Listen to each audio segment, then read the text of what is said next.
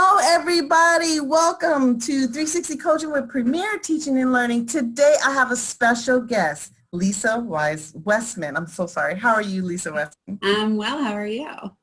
She is amazing. I love people who are just dynamic and just extraordinary, and she is one of those people. She is an author, a speaker, consultant. She works with school systems internationally. You guys, this is the time to go global. Just to implement student-driven differentiation, standard-based grading. She does it all. This is an amazing person. You have to know her. She works with instructional coaching programs, 17 years of experience, you guys, as a teacher, a coach, and her baby is differentiation. And she's just an author. And so make sure you check out her book, Student-Driven Differentiation, 8 Steps to Harmonize Learning in the Classroom by Cohen. So check that out as well. And she also, like, this lady is so amazing with all the things she does. I don't know how she does it. She is an educational ASCD, right? Mm-hmm. Right, for publication, but then Education Weekly. And so she all contributes and writes for these big journals, Teacher, Education Week, Edutopia, which I love. And just make sure you connect with her on our website, www.lisawestman.com, or on Twitter. And I will make sure I put that in the bio. But we love her. Thank you. Welcome, Lisa. Thank you. Thank you for having me, Cassandra. And thank you for that very warm welcome. I'm trying to just take nice things when they're said, but that was a very generous introduction. So I appreciate that. Thank you. Mm-hmm. And I'm excited to just share a little bit about strategies that I have found that work really well, both in person and what seems to be on everyone's mind these days. What if we have remote learning again? What will transfer? So I'm just doing a little preview. And there's obviously way more and some instructional strategies that go along with this, but what I'm sharing today is really the building blocks of everything that we do. So I wanted to start out with sharing one of my favorite images. So this picture went viral in the UK. I think it was 2, maybe 3 summers ago, and I loved it. I think I saw it on Facebook, actually. This little boy got a puppy. I know many of us, as we've been under these stay-at-home orders, have gotten pets, and this little boy a few years ago got this puppy, and his dad said, "You are in charge of training the puppy." And the little boy said, "Well, I don't know how to train a puppy." And his dad said, "Well, I'm sure there are videos on YouTube." So as you can see in the picture, the little boy is showing the puppy YouTube. If it was so cute. Isn't it so cute? If it was only that easy to train a puppy, why am I sharing this story? This picture reminded me of something in education that we call teacher clarity. So teacher clarity is more than just, I'm going to get this out of my way here. It's more than just teachers feeling that they are clear, maybe I won't get out of the way, on what they are teaching. It is actually something, there is a method, a strategy that goes into planning. So there's lots of different terms. I use the terms that come from John Hattie's work, which are learning intentions and success criteria. Learning intentions are learning targets, learning objectives, lots of different names for the same thing. In education, we love to have 15 terms to represent the same idea. But learning intentions are what students are expected to learn or master. They're derived from learning standards.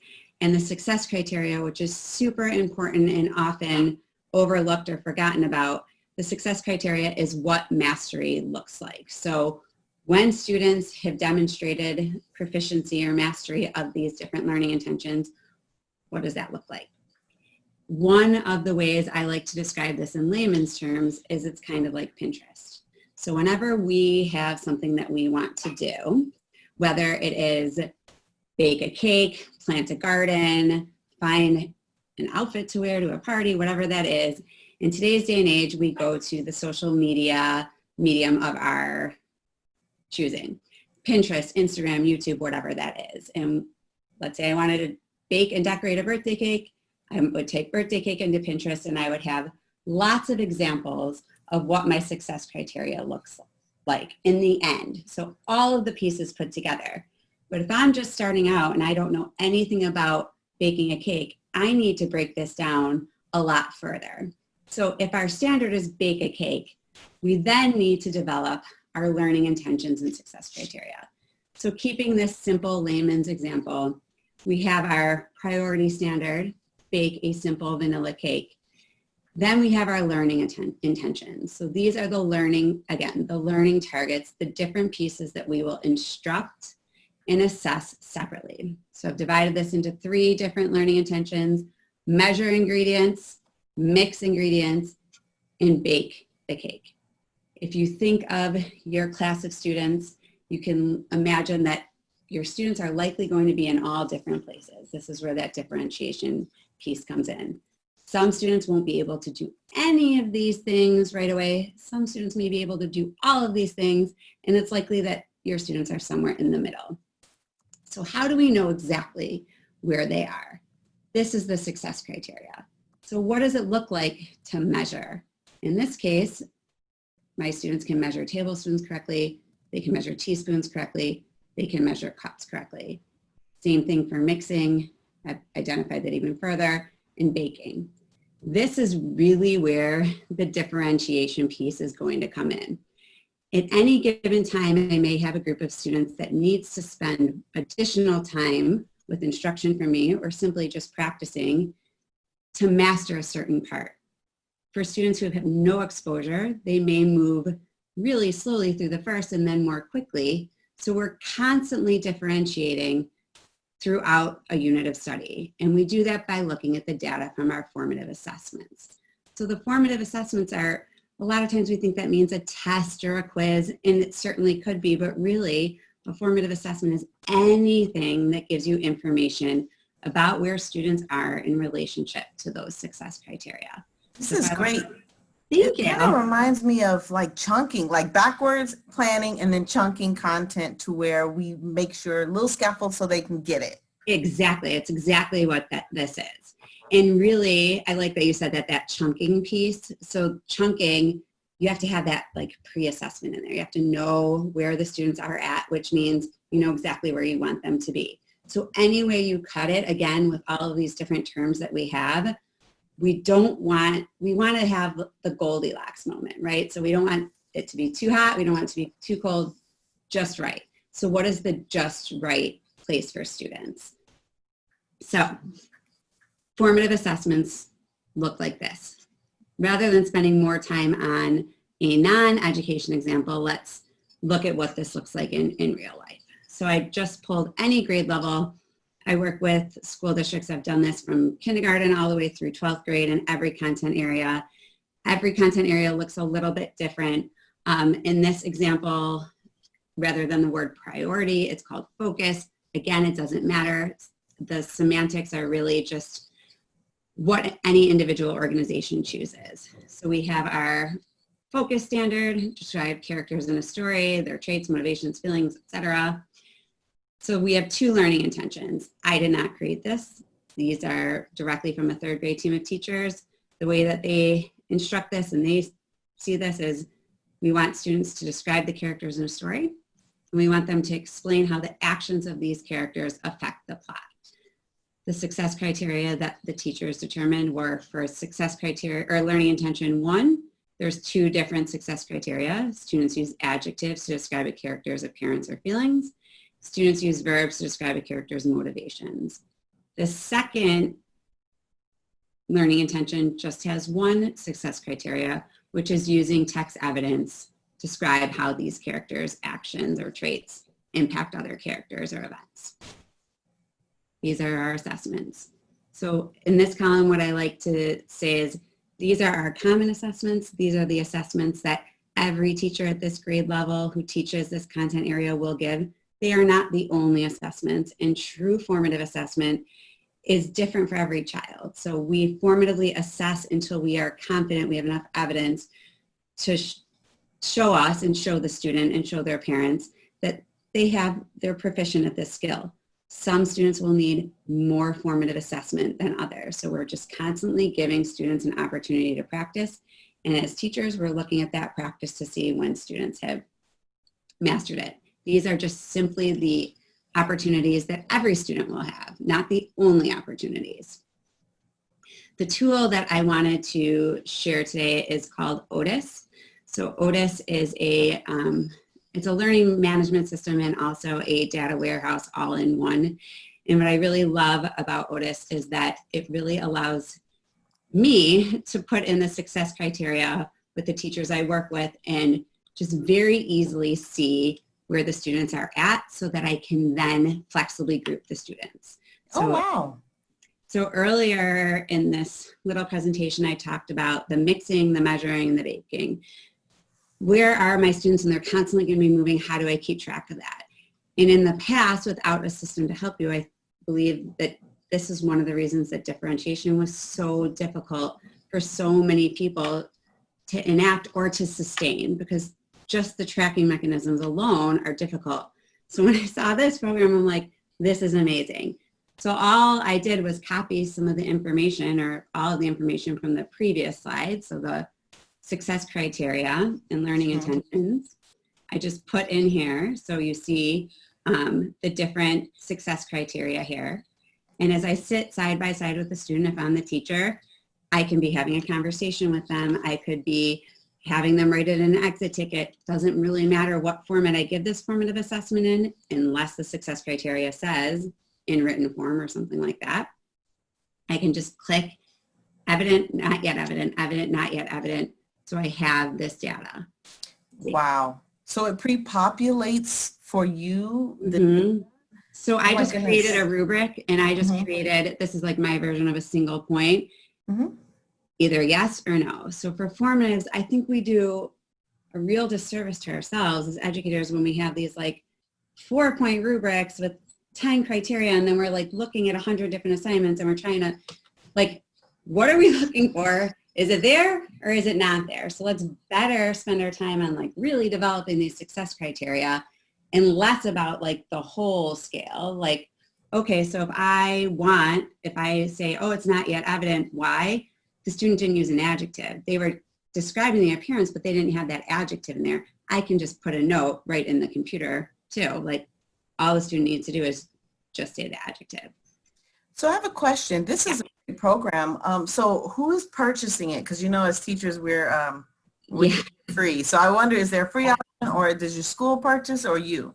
So there is a free option. It's always free for teachers, for all teachers to use, and the teachers can get this data that you're seeing right now. They can get all of that. For a school district that would want to look at every third grade teacher or every first grader, the whole, they would purchase a package for the system, but individual teachers can use this. It's nice to have if your district has it, because then you can use it for your PLCs and, you know, look at all of that. So, that's but yeah, nice. Totally free for individual teachers. Okay.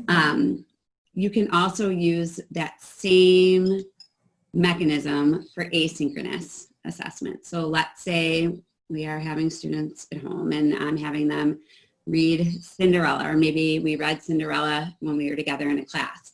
I can still use that same rubric system, that evident, not yet evident, and attach it to a multiple choice question, whatever it is that I want to do. And the beauty is that then I get all of the data, all the different times that I assessed an individual student or every student. And really where it's all at is now I can just make my groups. So I can quickly move students based on my data into which area they really need to focus on. And that flexible grouping using formative assessment evidence is really the heart of differentiation. So what I always like to say is, this is where we get in the end. And then we didn't even talk about the instructional strategies in the groups. But when people are like, where do I even start? The advice that I always have is, people often look at differentiation as a goal. People say, oh, it's our district's initiative to differentiate. Differentiation is not a goal. So if we look at differentiation for what it is, which is a result, it's much more manageable and actionable. So when our goal is student growth and student success, and we look at evidence of student growth or student success, and we see what our students need, whatever action we take That is differentiation. Our actions will result in differentiation no matter what we do, even if it doesn't fit neatly into a category that you've heard about. If you are making an instructional decision based on what your students' needs are, that result is differentiation. So I like to say the best. Go ahead. Sorry, Cassandra. No. That I go back because I love that, because the fact that you can pull out, okay, these students need adjectives, these students, we're working on this. And then I'm thinking, oh my God, you could do small groups to support student growth, because you know exactly what you have to focus on, what they need. Exactly. And we don't need to make it difficult. So see, now it's hard for me to be concise, right? Because I want to talk about all these things. A lot of teachers feel like I have to have 3 different things going on it, like a high, medium, and low. And yes, not only is that so much work and so much time, it's not even necessarily going to result in all students being at grade level or above. We just are tracking in the classroom. So let's design one thing. So going back again, like, what are our lessons and what are our learning opportunities, practice opportunities going to be for these grade level standards? And then our differentiation will come in with that pacing and that additional reteaching, but giving the students all an opportunity to do these different pieces. And then, like you said, Cassandra, then looking here, like, okay, where are my students? You'll see here, this one says all character trait success criteria. So I know my students that are in this purple group, we are like starting at the beginning. So I'm likely going to meet with those students every day for a little while. Where my extension group, maybe I'm just going to check in with them a couple times a week because they've got this down. So we can spend our cognitive energy on the planning, the instruction, and less on all of the data collection and analysis. I agree. This is great. Yeah, so that's all I have planned for today. No, this is great. And so, wow, I'm just blown away by the tools that we have to access this data. And I like how you made it very specific, so we know, okay, this group of students need this, because that's a challenge. The data collection is a challenge, and then the differentiation. So yeah, so I'll say, again, we get there eventually. So if you're not ready to take the data yet, just going through this piece, just the teacher clarity will result in student growth. Just you knowing and the students knowing what exactly success looks like will result in student growth. So yes. one step at a time, but I highly recommend starting here with just what is it that we are expecting students to learn, and what does that learning look like? Wow. Thank you so much for sharing. It was wonderful. And I know my instructional leaders are like, yay, I can start using it. I can advocate for Otis. So I want to definitely dive into it. But thank you again for sharing. Thank you. And thank you for having me. All right. Until next time. See you later.